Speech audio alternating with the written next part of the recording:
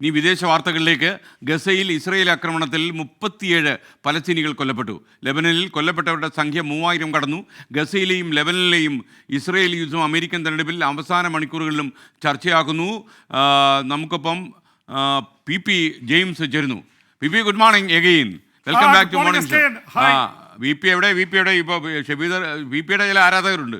അവർ പറയുന്നത് BP ഇനി വരാതിരിക്കുമോ, വരാതിരിക്കില്ലെന്ന് മറ്റു ചിലർ MD പറഞ്ഞൊക്കെ പറയുന്നു. അപ്പോൾ അപ്പോഴും പറഞ്ഞു വന്നല്ലോ വനമാല എന്ന്. പറയൂ ജെയിംസ്. SKN അമേരിക്കൻ തെരഞ്ഞെടുപ്പിന്റെ വലിയ ബഹളത്തിലാണ്. എന്നാൽ പോലും ഇസ്രായേൽ ഹമാസ്, ഇസ്രായേൽ ഹെസ്ബുള്ള യുദ്ധത്തെക്കുറിച്ച് പറയാതിരിക്കാൻ വയ്യ. പ്രത്യേകിച്ച് ഈ മണിക്കൂറുകളിലും യുദ്ധം അതീവ രൂക്ഷമാവുകയാണ്. വടക്കൻ ഗസയിൽ SKN ഈ ഒരു മാസത്തിനുള്ളിൽ 1300 പാലസ്തീനികളാണ് കൊല്ലപ്പെട്ടത്. ഒരുപക്ഷെ യുദ്ധത്തിൻ്റെ ഒരു പ്രത്യേക സമയത്ത് വടക്കൻ ഗസയിലെ 4 ലക്ഷം പേർ കുടുങ്ങിക്കിടക്കുന്നു. വളഞ്ഞിട്ട് ആക്രമിക്കുകയാണ്. ഒരുപാട് സ്ത്രീകളും കുട്ടികളും കൊല്ലപ്പെട്ടിരിക്കുന്നു.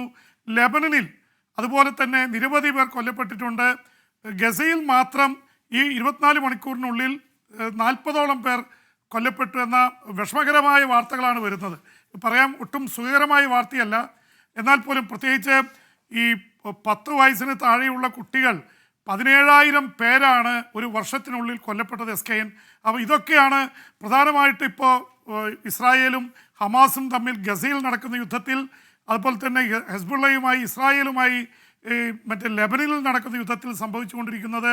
തിരിച്ച് ഹെസ്ബുള്ളയുടെ റോക്കറ്റുകൾ നിരന്തരമായി വടക്കൻ ഇസ്രായേലിൽ വീഴുന്നുണ്ട്. അവിടെ നിന്ന് ഏതാണ്ട് 1 ലക്ഷത്തിലേറെ പേർ ഒഴിഞ്ഞു പോയതുകൊണ്ട് അവിടുത്തെ മിലിറ്ററി സെൻറ്റേഴ്സിനൊക്കെ നേരെയാണ് ആക്രമണം നടക്കുന്നത്. ഏതാനും കൃഷിക്കാരാണ് അവിടെ ഉണ്ടായിരുന്നത്. അത് വിദേശ രാജ്യങ്ങളിൽ നിന്ന് അവർ മാറിപ്പോയിരിക്കുകയാണ്. എന്തായാലും SKN ഒരുപക്ഷെ ലെബനനിലും ഗസയിലും അതുപോലെ തന്നെ ഇസ്രായേലും ചർച്ച ചെയ്യുന്നതിനേക്കാൾ കൂടുതൽ ഈ യുദ്ധത്തെക്കുറിച്ച് ഇപ്പോൾ ചർച്ച നടക്കുന്നത് അമേരിക്കൻ തെരഞ്ഞെടുപ്പിലാണ്. അമേരിക്കൻ തെരഞ്ഞെടുപ്പിൽ ഇത് വല്ലാത്ത ചർച്ചയിലേക്ക് എത്തിയിരിക്കുന്നു. അവസാന മണിക്കൂറുകളിൽ ഒരു വാദം പറയുന്നത് ഡൊണാൾഡ് ട്രംപ് പ്രസിഡൻ്റായാൽ ഇസ്രായേൽ യുദ്ധവും യുക്രൈൻ യുദ്ധവും അവസാനിക്കും എന്ന പ്രചരണമാണ് ട്രംപ് ക്യാമ്പ് നടത്തുന്നത്. അതിന് മറുപടിയായിട്ട് കമലാ ഹാരിസ് പറഞ്ഞിരിക്കുന്നത്, ഞാൻ അധികാരത്തിലെത്തിയാൽ ഉടൻ നിർബന്ധപൂർവം ഇസ്രായേലിനെ കൊണ്ട് യുദ്ധം നിർത്തിപ്പിക്കും എന്ന് പറഞ്ഞിരിക്കുന്നു. പ്രത്യേകിച്ച് ഇസ്രായേൽ പ്രധാനമന്ത്രി ബെഞ്ചമിൻ നെതന്യാഹു അമേരിക്കയിലെത്തിയപ്പോൾ ജോ ബൈഡൻ കുറച്ചുകൂടി സോഫ്റ്റായിട്ടാണ് സംസാരിച്ചത്. പക്ഷെ ആദ്യം കാണാൻ പോലും കൂട്ടാക്കിയില്ല കമലാ ഹാരിസ്. അവിടെ കുട്ടികളും കുഞ്ഞുങ്ങളും അതുപോലെ തന്നെ സ്ത്രീകളും കൊല്ലപ്പെടുകയാണ്. അതിന് പരിഹാരം കാണാതെ ഇസ്രായേലിന് ആയുധം പോലും അഴിക്കില്ല എന്നുള്ള നിലപാടാണ് ആദ്യം കമലാ ഹാരിസ് സ്വീകരിച്ചത്. ഇപ്പോൾ പക്ഷേ കമലാ ഹാരിസിന് അതുകൊണ്ടൊന്നും തീരുന്നില്ല. കമലാ ഹാരിസ് വൈസ് പ്രസിഡൻ്റായിരിക്കുകയാണ്. ഈ യുദ്ധം നിർത്താൻ കഴിയുന്നില്ല എന്നുള്ള ആരോപണം വലിയ രീതിയിൽ വന്നിട്ടുണ്ട്. അത് ജോ ബൈഡനെ പോലെ കമലാ ഹാരിസിനെയും ബാധിക്കുന്നുണ്ട്. അവിടുത്തെ മുസ്ലിം വോട്ട് ബാങ്ക് അമേരിക്കയിലെ അവർ ആർക്ക് വോട്ട് ചെയ്യുന്നുള്ള കാര്യത്തിൽ ആശയക്കുഴപ്പമുണ്ട്. യുദ്ധം നടക്കുന്നു, പാവപ്പെട്ട കുഞ്ഞുങ്ങളും സ്ത്രീകളും കൊല്ലപ്പെടുന്നു. ഇത് നിർത്താൻ കഴിയുന്നില്ല. അപ്പുറത്ത് ട്രംപ് അറിയാം ഇസ്രായേലിൻ്റെ പക്ഷത്താണ്, അതുകൊണ്ട് ട്രംപിന് വോട്ട് ചെയ്യാൻ പറ്റുന്നില്ല. ഈ രീതിയിൽ ആണ് കാര്യങ്ങൾ മുന്നോട്ട് പോകുന്നത്. അപ്പോൾ ഇസ്രായേൽ യുദ്ധം അമേരിക്കയിലെ വലിയ ചർച്ചാ വിഷയമായി മാറുകയാണ്. SKN PP, ഒരു കാര്യം കൂടി, അതായത് പ്രശസ്ത ടോക്ക് ഷോ വീരത്തിയായ ഓപ്ര വിൻഫ്രിയും അതുപോലെ ലേഡി ഗാഗയും അവരുടെ റാലിയോടെയാണ് കമലാ ഹാരിസ് നമ്മുടെ അവരുടെ തെരഞ്ഞെടുപ്പ് പരിപാടി അവസാനിപ്പിക്കുന്നതെന്ന് വാർത്ത വരുന്നു. എന്തായാലും അമേരിക്കയിൽ അംഗം മുറുകുകയാണ്. ഒരു കാലത്തും ഇല്ലാത്ത രീതിയിൽ പേഴ്സണൽ അറ്റാക്ക് വരെ നടക്കുന്നുണ്ട്. SKN തീർച്ചയായിട്ടും ഓപ്ര വിൻഫ്രിയെ കുറിച്ച് നമുക്കറിയാം.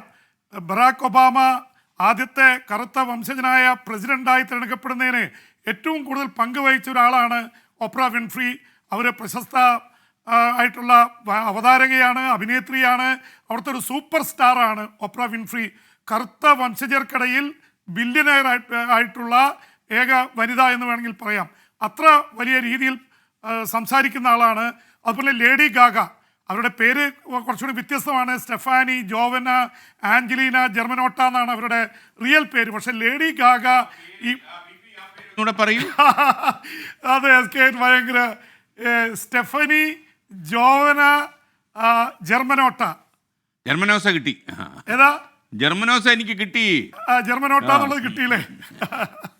ഏഞ്ചലീന എന്നുള്ള പേരും കൂടി ഉണ്ട്. 4 പേരാണ്. Stefani, Joanne, Angelina, Germanotta. ഇപ്പൊ കറക്റ്റായി SKN ഏതാണ്ട് കറക്റ്റായി വരുന്നു. അവരാണ് ലേഡി ഗാഗ.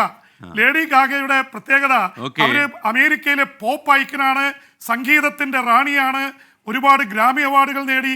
അവരാണ്, ഈ രണ്ടുപേരാണ് ഇപ്പോൾ കമലാ ഹാരിസിന്റെ കൂടെ കമലാ ഹാരിസിനെ വിജയിപ്പിക്കണമെന്ന് ആവശ്യപ്പെട്ടുകൊണ്ട് ഈ മണിക്കൂറുകളിൽ ഇപ്പം അറിയാം, തെരഞ്ഞെടുപ്പിന് മുന്നുള്ള അവസാന രാത്രിയാണ് അമേരിക്കയിൽ. അവിടെ ലേറ്റ് നൈറ്റ് പാട്ടും ബഹളവുമായിട്ട് വലിയ റാലി നടക്കുകയാണ്. അപ്പോൾ അതിൻ്റെ പിറകെ തന്നെ ട്രംപ് വെറുതെ ഇരിക്കുന്നില്ല. ട്രംപ് മിഷിഗണിലേക്ക്, പെൻസിൽവാനിയയിലേക്ക് ഇങ്ങനെ ഓട്ടപ്രദർശനം നടത്തിക്കൊണ്ടിരിക്കുകയാണ്. അപ്പം കീ സ്വിംഗ് സ്റ്റേറ്റ് നേടാനുള്ള ശ്രമത്തിലാണ്. ഇനി ട്രംപിൻ്റെ കൂടെ ആളില്ല എന്ന് പറയണ്ട, ഏറ്റവും വലിയ സ്റ്റാറായിട്ട് ശതകോടീശ്വരന്മാരിൽ അറിയപ്പെടുന്ന എലോൺ മസ്ക് അവസാന മണിക്കൂറുകളിലും തന്ത്രങ്ങൾ പയറ്റുകയാണ്. വലിയ ബുദ്ധിമാനാണ്. സ്പേസ് എക്സ് വഴി ബഹിരാകാശത്തേക്ക് മനുഷ്യരെ കൊണ്ടുപോകാനുള്ള തിരക്കിലാണ്. ഇപ്പോൾ ട്രംപിനെ വിജയിപ്പിക്കാൻ വേണ്ടി ഒരു ശതകോടീശ്വരൻ ഇറങ്ങിയിരിക്കുന്നു. പക്ഷേ ബിൽഗേറ്റ്സ് ഇറങ്ങിയില്ല. ബിൽഗേറ്റ്സും ട്രംപിൻ്റെ സപ്പോർട്ടറാണ്. ബിൽഗേറ്റ്സിന് രോഗം പിടിപെട്ട് സ്ട്രെസ് അടിച്ചിട്ട് ആൾക്കാർ വിളിച്ച് ചീത്ത വിളിക്കുന്നു ബിൽഗേറ്റ്സിനെ. എന്തിന് ട്രംപിനെ സപ്പോർട്ട് ചെയ്യുന്നു? പക്ഷേ എലോൺ മസ്ക് ഇതൊന്നും കൂസുന്നില്ല. എലോൺ മസ്കിനെതിരെ 1 മില്യൺ ചലഞ്ച് എന്നുള്ളത് വന്നിരുന്നു. എസ് കെൻ അറിയാലോ, എസ് കെൻ്റെ 1 കോടി പോലെ അവിടെ 10 ദശലക്ഷം ഒരു രജിസ്റ്റർ ചെയ്യുന്ന വോട്ടർമാർക്കിടയിൽ ലോട്ടറി നടത്തി കൊടുക്കുമെന്ന് പറഞ്ഞുകൊണ്ട് അധികം സ്വിംഗ് സ്റ്റേറ്റുകളിലെ ഒരുപാട് പേര് രജിസ്റ്റർ ചെയ്യിപ്പിച്ചു. അതിനെതിരെ കോടതിയിൽ പോയി. കോടതിയിൽ അവിടുത്തെ ജഡ്ജ് ഏതായാലും എലോൺ മസ്കിന് അനുകൂലമായി വിധിച്ചിരിക്കുന്നു. അതുകൊണ്ട് എലോൺ മസ്ക് അവസാന നിമിഷങ്ങളിൽ പിടിക്കുന്നു ട്രംപിന് വേണ്ടി. അതുപോലെ തന്നെ നേരത്തെ ഡെമോക്രാറ്റായിരുന്ന പ്രസിഡന്റ് സ്ഥാനാർത്ഥിയായിരുന്ന റോബർട്ട് കെന്നഡി ജൂനിയർ, അദ്ദേഹം അതിശക്തമായിട്ട് ട്രംപിന് വേണ്ടി രംഗത്ത് വന്നിട്ടുണ്ട്. ജയിച്ചാൽ അവിടുത്തെ ആരോഗ്യ നയം മുഴുവൻ കെന്നഡിയെ ഏൽപ്പിക്കുമെന്നാണ്. ജോൺ എഫ് കെന്നഡിയുടെ ബന്ധുവാണ്. ജോൺ എഫ് കെന്നഡി ഡെമോക്രാറ്റിക് പാർട്ടിയുടെ ആളായിരുന്നു. അത് ഇദ്ദേഹം റിപ്പബ്ലിക്കൻ പാർട്ടിയോടൊപ്പം ചേർന്നിരിക്കുന്നു. S K okay, thank you VV James. നാളെ കാണാം. അപ്പൊ ആ മറ്റേ ലേഡിയുടെ പേര് ഒന്നുകൂടെ ആലോചിച്ചോളൂ. Okay, Angelina Germanotta. B P ആയിട്ടുള്ള ബന്ധം എന്തോ അവര് ബി പി ആയിട്ട് നേരത്തെ പരിചയമില്ല. ഞാൻ ലേഡി ഗാഗയുടെ പാട്ടുകൾ കേൾക്കാറുണ്ട്. എസ് കെ, ഞാൻ ഈ പോപ്പ് സംഗീതമൊക്കെ ഇഷ്ടപ്പെടുന്ന ഒരാളാണ്. മലയാള സംഗീതം പോലെ തന്നെ. ഓ, അതാണ് കളി. അപ്പൊ കാരണം എന്താ ഒരു കാൽപ്പനിക ഭാവത്തോടെ ബി പി അപ്പൊ പറഞ്ഞു. Okay, thank U. You are always romantic. അത് കരുതി ഞാൻ വളരെ സന്തുഷ്ടനാണ്.